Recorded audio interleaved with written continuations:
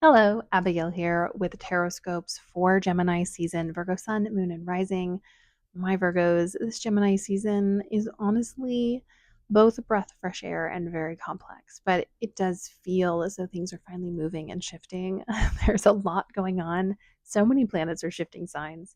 But it does feel like this is the build up to Cancer season where we do get a lot of really expansive astrology, and it starts in this season.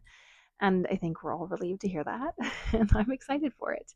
And this is a really beautiful moment in the year where I really think we get to kind of take everything we've learned from the retrogrades and eclipse season and really start to apply them in Gemini season while also remaining flexible with all of the stuff and the shifts that are happening. So let's run over the shifts that are happening this season, kind of the big major transits of this Gemini season, and then we'll get into your cards and what that means for you. So starting off on May 24th, if you're in a different time zone, it'll be May 25th. It's right on the edge of the day. We get Saturn in Aries, and this is big. Obviously, we will be having a retrograde.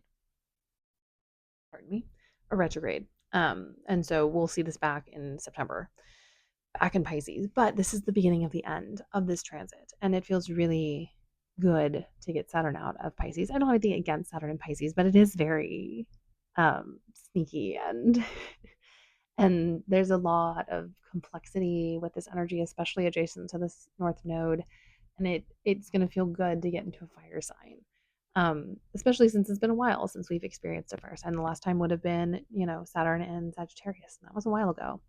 So we're moving into that. Also, just to remember, it's going to be going in adjacent to Neptune. So we're not quite getting the full impact, at least from my perspective. It's going to be a little bit different to go in. There's a bit of destabilization. It's going to be kind of like anyone's game with this until, Jupiter gets into more like the mid degrees of Aries in the next few years.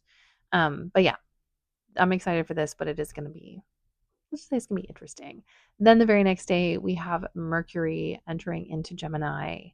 And the day after that, we get a Gemini new moon, which has Mercury in its sign. So I think it's going to be a really potent, powerful moon, especially when it comes to our thoughts and education and understanding of things and shifting things. I think if you've been missing some aha moments from the earlier part of 2025, this is when those aha moments happen.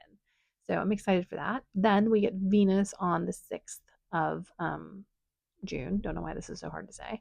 We get Venus going into Taurus, Venus in domicile, also out of the signs that Venus had its retrograde in.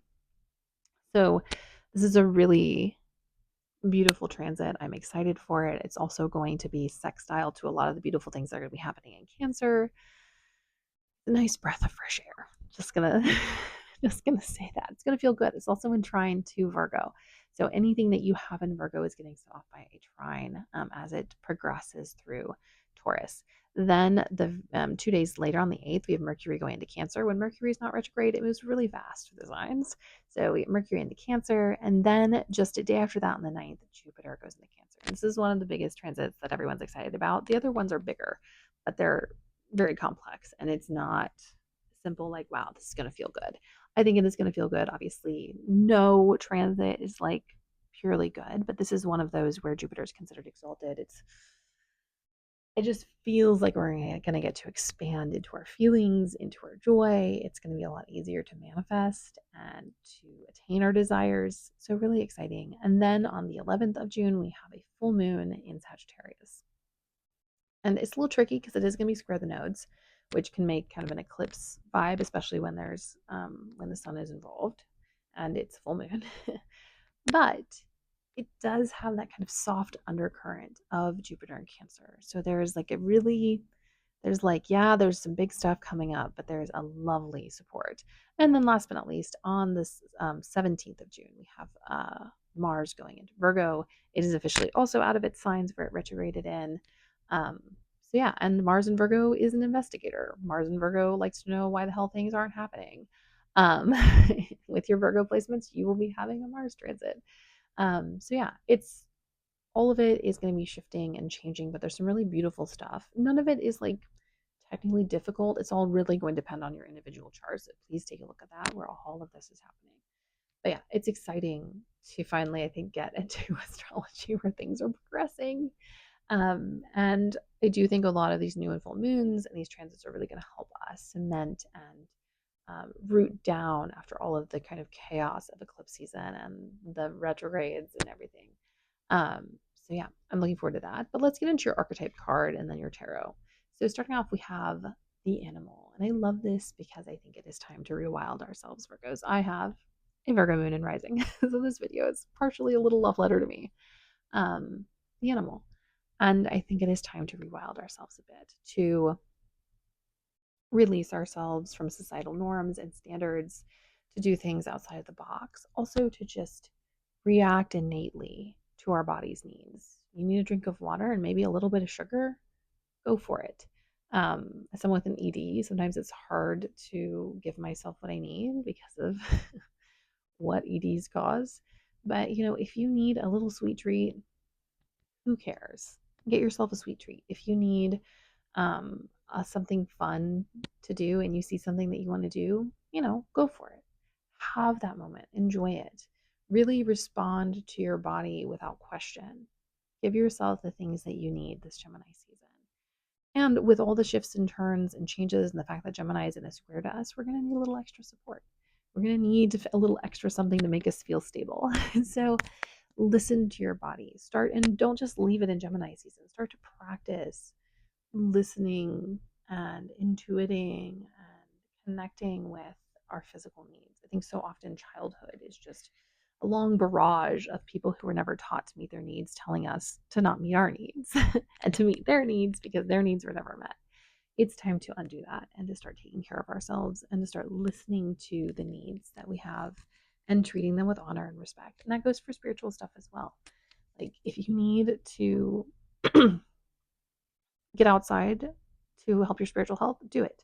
If you need to do a cleansing, do it. And it doesn't have to be crazy. It can be as simple as just sitting for a second and humming. Humming is a really cleansing process. It cleanses from the inside out. It really causes, I can't even remember the words, but it causes like actual bodily responses that allow us to feel more calm and more energized. It unlocks, I cannot remember the chemical brain name right now, but it unlocks chemicals in our bodies. It allows us to not just physically move into a space, but also spiritually align with the energy around us. So just do the simple thing that you need to do to connect with yourself.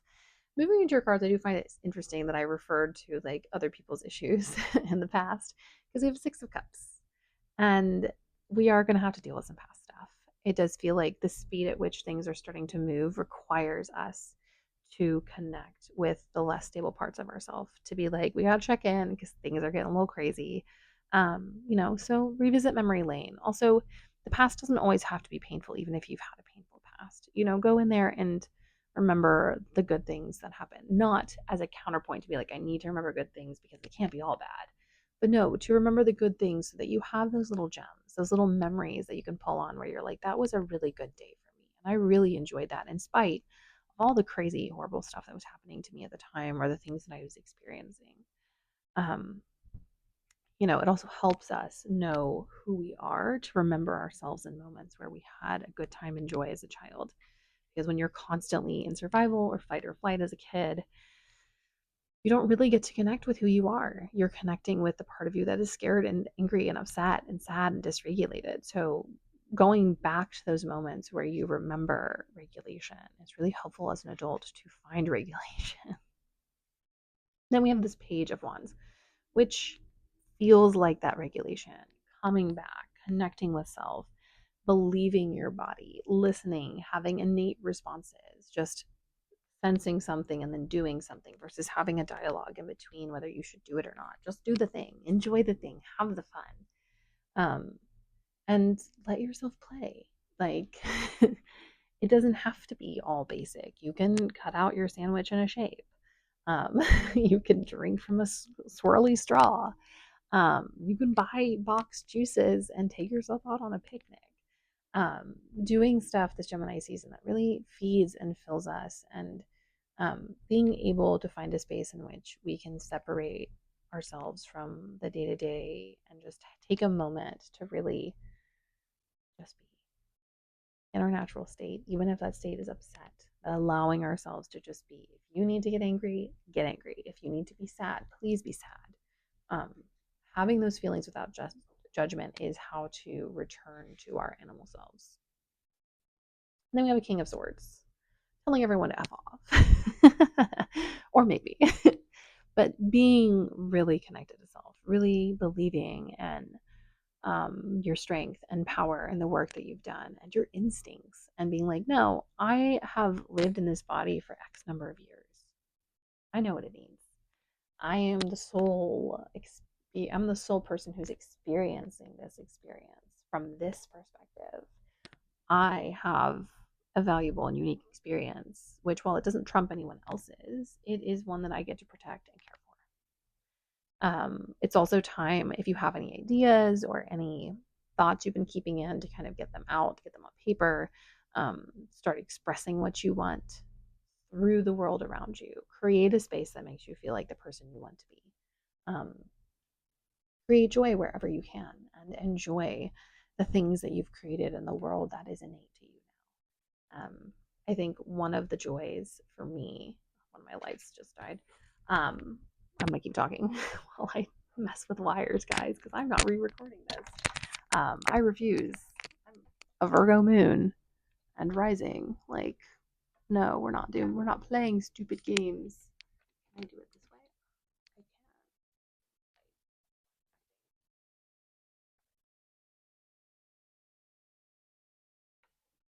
Back foul. One moment.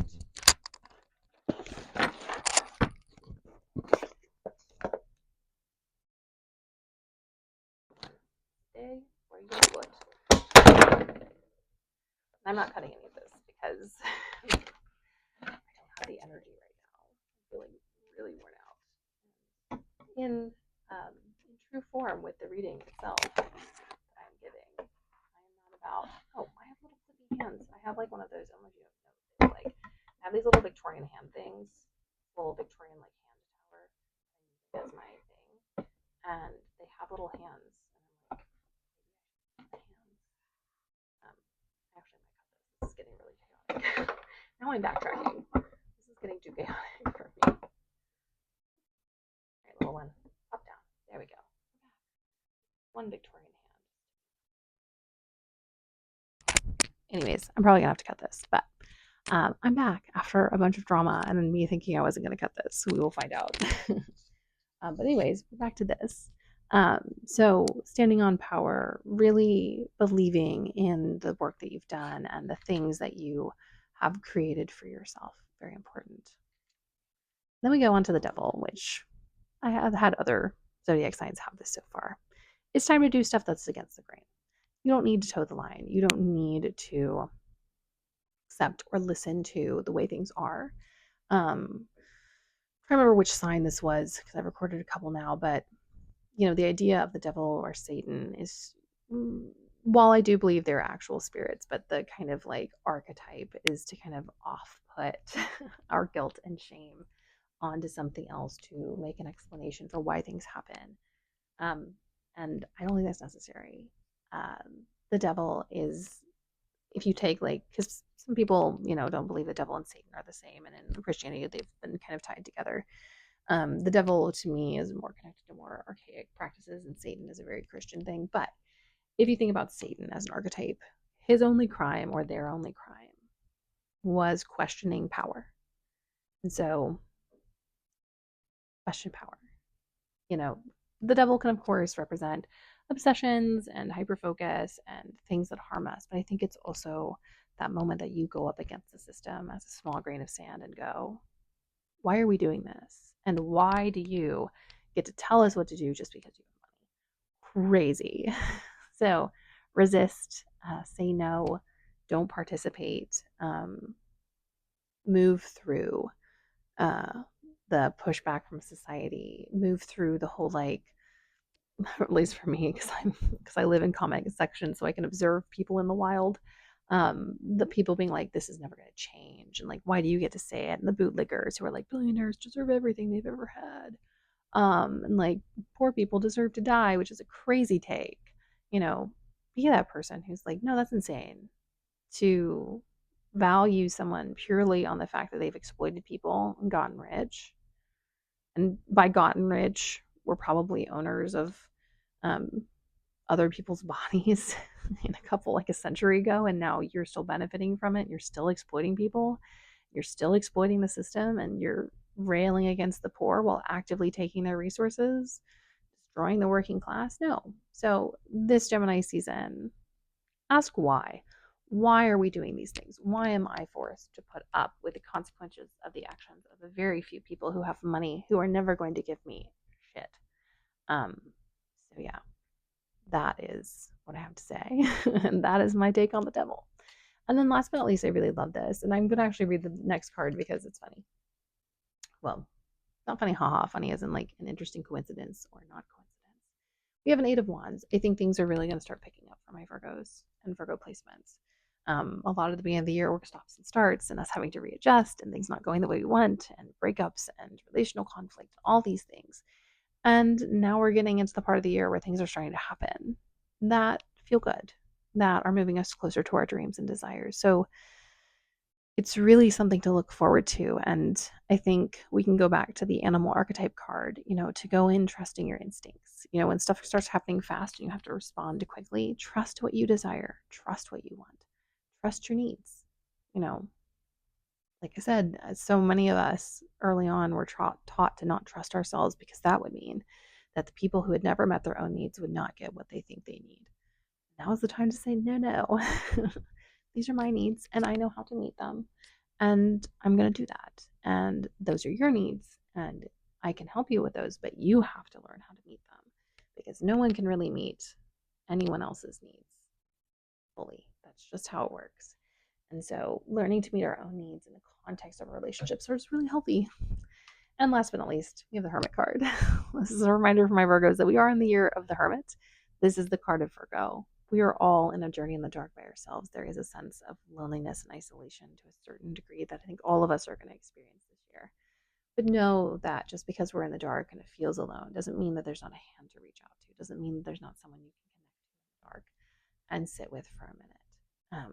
But yeah, we're all on a journey that I don't think any of us are fully aware of. We are going to see that play out in the next few years. So trust and have faith. Anyways, my loves, if I decide not to cut that bit where I am goofing around with the light, I apologize, but I am really low on energy today. You get to see me be silly goofy. And if I do, then completely ignore that. Anyways, I will see you in a different space and time. Happy Gemini season.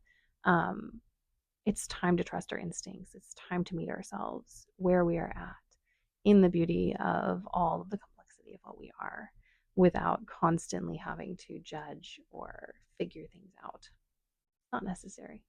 We need to connect with our own innate magic and desires and move through time and space with that. Anyways, I will see you all in a different space and time. If you enjoy my stuff, please like and subscribe. See you later.